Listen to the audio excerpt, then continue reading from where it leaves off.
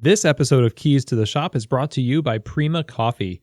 Whether it's espresso machines, manual brewing devices, or general coffee shop needs, they seek to pursue the most innovative coffee products, both domestic and abroad, to offer their customers. Find out more at prima-coffee.com.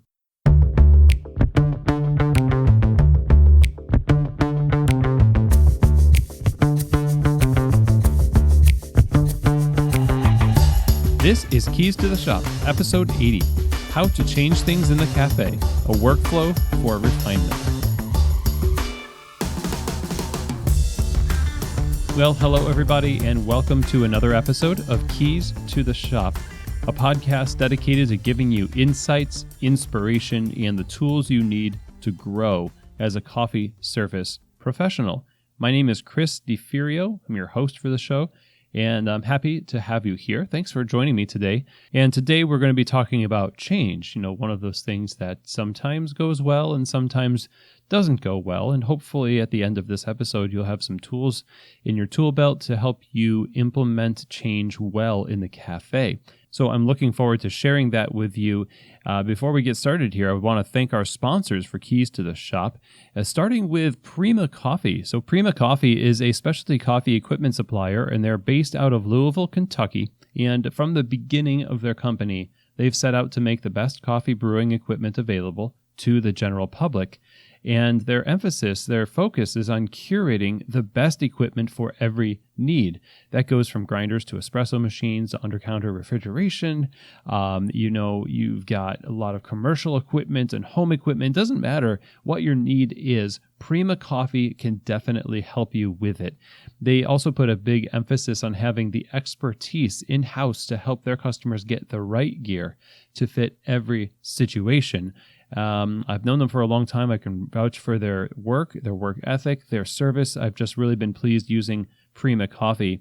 Go to the website, prima-coffee.com, see what they have to offer, and give them a call, give them an email, see how they can help you get the right gear to fit your situation and help your cafe as well. I'd also like to thank Pacific Foods. They are the creators of the Barista Series line of non-dairy performance beverages, which are designed specifically for baristas, professional baristas, and the standards for excellence that they demand.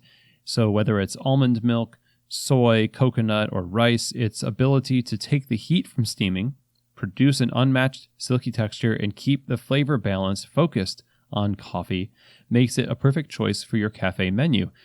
Pacific is a huge supporter of specialty coffee and have demonstrated their passion for community by listening to and serving the needs of real specialty coffee professionals. So go to the website, pacificfoods.com, to learn more about the Barista Series line of non-dairy beverages and see how the Barista Series can elevate the performance of your cafe's non-dairy game. So today we are talking about change. We are talking about how to change things in the cafe. And sometimes that's not as easy as it sounds to do. There are a lot of things that are entangled with the habits and the procedures that we have in the cafe. And I just want to give us a framework for maybe some helpful ways to think about implementing change. So first of all, let's talk about the fact that change is inevitable. Even if you try to fight change, it will happen with or without you. Either it will happen for the better or it'll happen for the worse. And oftentimes in cafes, we see that the change will look like either a slide toward mediocrity over time, and sometimes it's a lot more pronounced where it's just this downward spiral. It's much easier to let those things happen. We have to fight against the natural inclination of an organization to just settle for the status quo. And so change has to be a part of the way we operate our cafes, and it's just a way that we operate in life, really. So most cafes set a thing in play. They make a policy or a procedure, an SOP, a checklist, whatever it is, and they leave it there for years and years and years without refining it. And you could have the perfect standard operating procedures for the way your cafe was when you first opened. You could have the perfect checklist for when you had only $100 hours in your cafe at your busiest. As you increase business, as you grow as a business and take on more employees and maybe change your menu, whatever it is, those things are going to have to change. The way you do business has to change over time. And again, the way most cafes do this, you'll find, if, for instance, with checklists or standard operating procedures, they won't change officially, but they'll be changed unofficially by the baristas who have to do them. So it's not uncommon to see red and black Sharpie markers crossing out sections of a checklist or an SOP that have become irrelevant, but for some reason a manager or owner has not seen fit to actually print a new version 2 of that menu. And so I have a feeling there's a lot of us out there that can identify with these edited by the people manuals or checklists, etc. You'll find a lot of turnover in companies that force baristas and staff to sort of deal with dysfunction without any hope of refinement. This is kind of a problem because it shows that we're not approaching change head first. We're just kind of being dragged along, kicking and screaming into the future rather than embracing it and creating the change before it becomes something that's kind of embarrassing, like, yeah, we should get a new checklist. You hear comments by staff like, why do we do this? I don't know, but it's on the list, so we have to do it. And, or we were never told how to do this, but this is the way we do it, and we've been doing it this way. These are all statements that kind of lead you to believe that there are some changes that need to be made to the way you do things in the cafe.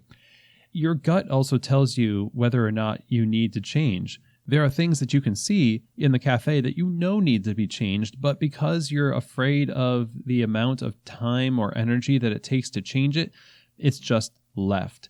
And I'll tell you that the compounding effect of sort of putting off needed change in the cafe is far worse in the long run than the pain of actually fixing it in the short term.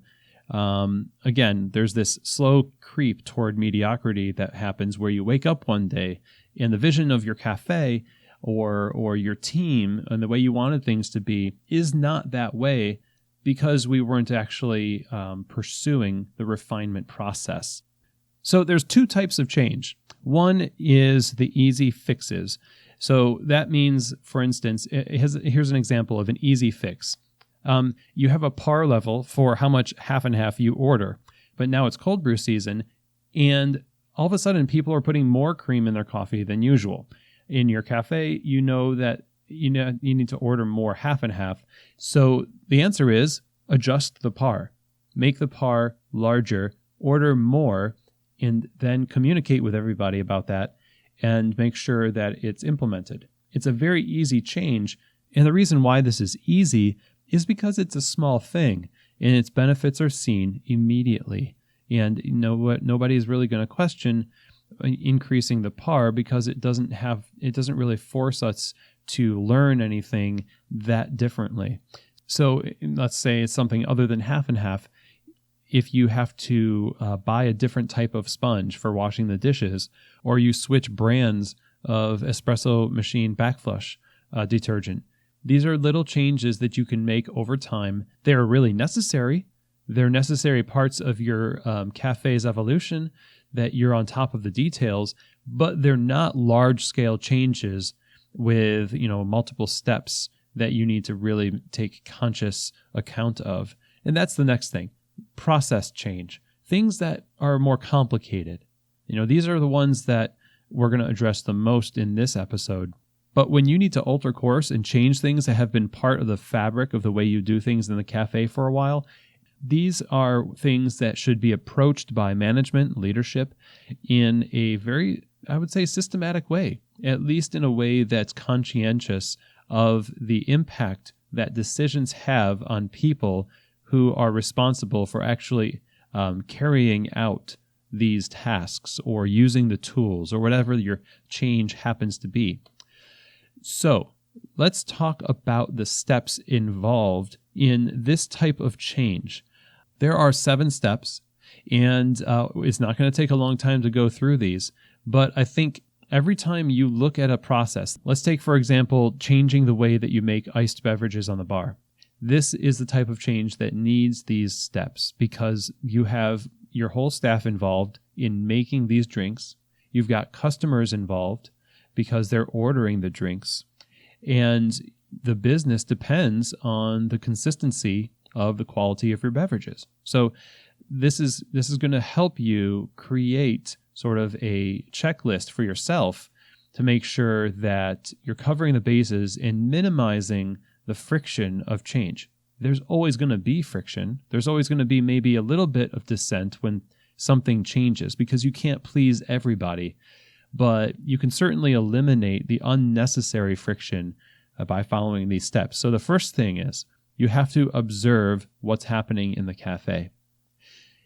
You can hear about a change that needs to take place, but unless you see it with your own eyes, and I'm assuming that you're the change maker or one of the people that is going to be somewhat responsible for, implementing the change, you have to observe it with your own eyes. Be present in the mix of the cafe where business is taking place. Never only trust the word that gets back to you from others. Practice that, what we talked about in other episodes, present leadership. Because when you feel the pain, it means it's more likely to inspire action on your part. But if you're distant, if you're hiding in the office, kind of low grade, avoiding the thing that you've created by a matter of your decisions that other people carry out, then you're not going to be inspired to make changes. And in fact, you might resist them yourself. So that's the first thing. You have to go onto the floor and observe what's happening. So if somebody says, on Saturdays, it's really hard for us to work, with 2 people on the bar, we need 3 people. The answer is going there and watching them suffer through it. Take notes and watch them suffer through it. Don't alleviate the suffering yourself by jumping on bar and then sort of putting a Band-Aid on the situation, because that, while noble, and I will say maybe sometimes if it's really bad, maybe necessary. But the point is, by observing it and watching the way it actually is, it forces you to feel the pain of the results of that lack of staffing. And if you feel it full bore without alleviating any of it, sort of ringing the bell and, tapping out, so to speak, then you'll go back to your office with a different perspective, So that's kind of a rabbit trail on the observation part, but it's relevant. I was talking with a couple of friends about this over the weekend in Baltimore, Coffee Fest, how, more change gets implemented when we observe the thing in its natural habitat rather than becoming the change agent that robs us of the motivation to actually make the change. So observe what's going on in the need for change. So number 2 is to listen to people. That means, first, that you have to ask questions. Now, other people might come to you with questions. They might come to you with concerns, and good, I'm glad, because that means that you're approachable. And you've created an environment where people feel comfortable coming to you with suggestions. So that's a win already, because people in leadership roles oftentimes don't get people coming to them with suggestions because they've created, maybe not intentionally, an environment where, because of being insecure with their leadership or whatever it may be, people don't feel comfortable coming to them with feedback because they know that they get defensive. Okay, so when you listen to people talk to you with problems that they have, or you ask them questions, don't critique the feedback. Listen enthusiastically, in fact, because they're giving you a gift. It doesn't matter what your intentions were behind something that might be critiqued. So if you're the one who invented some process or some drink or bought some tool, the defensiveness will come up because you thought it was a great idea, somebody's not happy about it, and you wanted them to be happy about it, or it costs so much money, or I love that tool, I use it at my house to do dishes. It doesn't matter. If it's not working in the cafe, it's not personal. Don't take it personally. Take it as a sign that something wasn't as effective as it ought to be. It's not a judgment on you. Listen to the feedback. Absorb, the pain of maybe being wrong, or maybe being burdened by the necessity to make the change, listen to the feedback, collect it, and think about it. Don't dismiss it. So that brings us to number 3, and that is creation. So first, we observe. Next, we're listening to problems. We're listening to people as they talk to us about dysfunctional things going on in the cafe. Next, we are going to create a solution. I think it was in Danny Meyer's book, Setting the Table, where early mentor of his, who was also a restaurateur, said something to the effect of, Danny, business is problems. And maybe it was his father. It might have been another restaurateur. But either way, business is problems, and there are always problems. If you're a leader, if you're a manager, an owner, solutions are your business. You're assessing first what the problem is. Now, I do want to grant you that there are things people say that aren't necessarily problems that need solving. Sometimes the process is the best that it can be. Can you think about it a little bit more? Sure. Are they heard when you're listening to them? Can you make them feel heard? Absolutely. You don't necessarily have to go through this whole process in order to tell them that it's not going to change. You do have to take their feedback seriously. And I would say that if you're hearing a lot of people talking about the same thing, usually it's a process or a thing that needs to change. So use the information you've gathered to create a solution. In creating your solution, there's some things that you need to take into consideration. First, obviously, you need to take into consideration the people affected by the solution. So when you create a solution to a problem, there are going to be people attached to this this protocol that you're going to implement. What is the peripheral impact of the solution on the people and the cafe? What is the reality of its implementation? So, how long is it going to take? How much is it going to cost? Those are some of the limiting factors. So you might have that limitation of time where you don't have the capacity to address it as soon as you possibly could. There's an example of, for instance, somebody wants to change they have a really great way of making the chai, and they introduce the idea toward the end of November or the beginning of December, and holidays are coming around.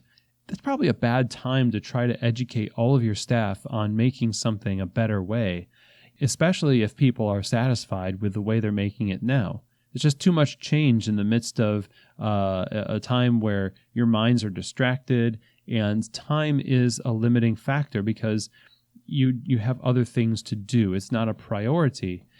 The change also might take a long time. You might have a lot of staff. It's difference between a shop that has 6 people in one store and a shop that has 30 people in 4 stores. So you got to know how long it's going to take, and you have to also know how much money is it going to take. If it's a process that's complicated, you need to be able to know how many hours of practice you're going to have to pay your staff to do if they need lab time to learn that new tamping method. If you need to pay a trainer to stay an extra hour on shift to help people learn a new procedure for pouring. Those are all things that you need to consider, because if you don't, you're going to bite off more than you can chew in time. And with the money part, you're just going to wonder where it all went. So definitely consider those things when you're creating the solution. There are a lot of details that you need to kind of foreshadow how this is going to affect people. How is it going to affect the customer? How is it going to affect your staff, you, the money, the time? How much attention is needed for this thing? And then write down your solution, and so that it's tangible. And that brings us to the next step in the process. Step number 4 is to communicate the solution to the people that you've been talking to about the problem. So when change happens in the cafe, it's a collaborative process, or at least it should be. Let people know that you created a solution based on what you've seen and heard, and let them react honestly, and then ask for feedback again on the solution. Because sometimes you get it wrong when you try to create a solution. It might be a worse situation than before. You want to be open to getting it wrong, because if you're not, you're just going to replace one dysfunction with another. And if you don't have an immediate solution, now that you're face to face with people, let them know, hey, like I said, holidays are on us and we want to solve this problem. Absolutely. We're going to have to defer the process of this particular problem being solved to another month. Maybe in the middle of January, we'll talk about doing this thing. So, if you don't have an immediate solution, you can talk to people about what it could look like down the road to solve this problem when we have more time, when we have more money, because you might not be able to replace a piece of equipment, legitimately can't replace it. Tell people that. Just be vulnerable with them. Don't obfuscate and redirect their attention to something else. Well, this grinder is just fine. Maybe it's not fine. Just say so. But yeah, this grinder sucks. I'm sorry. I would hate to use it. You're right. It's really not a great thing. We want to make it better. Maybe they can think of a way to make it better, but let them know, hey, we want to solve this problem. We can't do it right now. Hopefully, when we get more funds as a cafe, we'll be able to solve that problem. I guarantee you people will be a lot more likely to grumble less and kind of push through that and even be on your side if you're just vulnerable and open with people about it. So communicate that solution to people. Communicate what you've decided about this problem. And then step 5 is simply, again, to listen. Listen to what they tell you about the solution, whether they like it, whether they don't like it, what they don't like about it. You might be thinking at this point, why am I, the owner, asking for what I think amounts to permission from the staff to do these things? Well, first of all, it's not necessarily permission. You are actively creating an environment where people's opinions matter in your cafe. And a coffee bar that creates that kind of environment is going to outlast the one where people don't feel like they can talk to their managers or owners. You're not asking for permission. You're asking for feedback. If we're thinking about, worrying about too much of this talk between managers and baristas and too much feedback, then I think there might be an insecurity issue with your authority, where there is some part of you that feels like they should just respect me for who I am because I'm the leader, I'm the manager, and they have to do what I say. And you know what? That's true. They do. They absolutely do. But people don't really respect positional authority. They respect more relational authority. And the currency of relational authority, obviously, is worth more. And you want buy-in when it comes to these things, like changes that need to be made in the cafe. So here you are in the middle of trying to change something. A, it's going to affect people's lives hugely in some cases. And B, you're going to be building rapport for the future and a good relationship between you and the staff. So listen to that feedback that people give you when you present the solution to them. So the 6th step is to implement the plan. You need to plan the step out step by step in course of maybe like a week or 2 weeks to where you can get all of your staff on board and trained. So set a date by which you want to accomplish this, change of procedure, this change of habit in your cafe. Purchase the tools necessary. Make a plan for training everybody that has to be involved with and is impacted by this change. And then put it in writing. Make a schedule and implement that plan of, implementing this change. The worst thing that can happen here is that you take a great idea and you rush it and you go in unprepared and you implement a good idea in a bad way. That's a bad idea. You've turned a good idea into a bad idea. And this is common. This is the most normal way of implementing change in cafes, is to sort of drop it in there. It's like when people are launching new drinks in the cafe, often what happens is ingredients show up and we're like, what are we supposed to do with this? Oh, I don't know, and everyone scrambles. There is a lack of preparedness when it comes to change. And it is not necessary. We can think ahead. And this is not something that I've been free from myself. I've totally done this before in cafes because I'm excited about an idea. But, when I've planned things better, when I've implemented a change with patience and accuracy and forethought, it gives space for the great idea to be seen for what it is. A great idea, a great new drink, a great new way of doing these iced beverages, a better better style of mopping the floor, whatever it is. You need to have an implementation strategy. So don't rush it. Don't go in unprepared. Think preemptively, plan it out, and don't replace one dysfunction with another.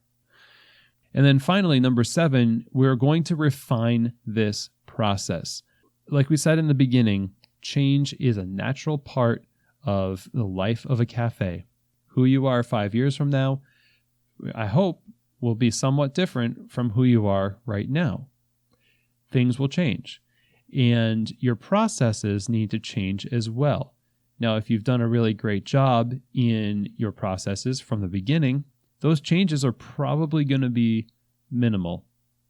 But oftentimes, demands from customers, change in location, they require you to make large-scale changes to the way you do things, even though the original way was not necessarily bad. Refining your SOPs, refining your checklists, your recipes, your policies, your procedures, the way you do things in the cafe, it's all a part of staying sharp, staying healthy, and communicative between one another and creating a great and healthy cafe. So be open to those small changes and large changes over time. Take these steps and make sure that they are a part of the way that you implement change in your cafe. And if, this sounds like a lot of stuff to do in order to, affect change, just think about this. If you are the one to do the changing, and that's who I'm really gearing this episode towards, then the impact of your actions are much more far-reaching than the impact of the actions of one barista who doesn't have the authority to necessarily change the entire structure of a company or the way people do things, okay? I know that there are a lot of us out there who are in cafes right now, and you can see that something is not working the way that it should, and you just don't know what to do about it. I will tell you that you have the ability to take on this conversation, and that's what this is. It's a conversation. Solving problems is only really daunting when you think that you have to do it all yourself. And when you have a conversation with people and you make it not so much a prescription of a solution and more a conversation, then you're going to find that not only do the baristas feel empowered to be able to create change in the cafe, but you're going to find that actually empowering people to contribute to the welfare and progress of their company is one of the jobs that management should be tasked with doing and feels great to accomplish. There's a limited amount of benefit that you can get from being the lone problem solver, like our friend Jonathan Raymond talked about in the Life-Changing Power of Good Authority episode. More Yoda, less Superman, less of that whole trying to do it yourself with a cape flying through the sky, and more drawing people out, more conversation, asking questions, making it a building and relational process. That's how change really can take root in the cafe. And I hope that this has helped you feel a bit more empowered yourself to start that conversation and take on whatever that is in your mind right now that you've been putting off. Use that as a test. Take these steps, go out there into the cafe, and take this on as a project and see how these help refine your processes and refine the expression of specialty coffee in your store.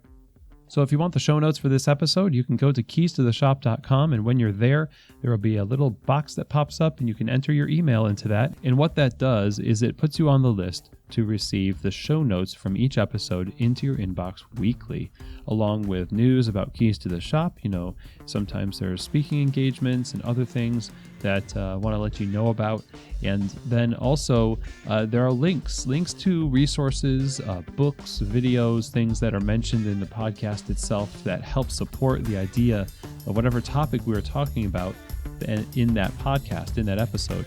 And I also want to remind you that Keys to the Shop is offering consultation and training, both for yourself and your career, or for your cafe and for your team, your baristas, your managers.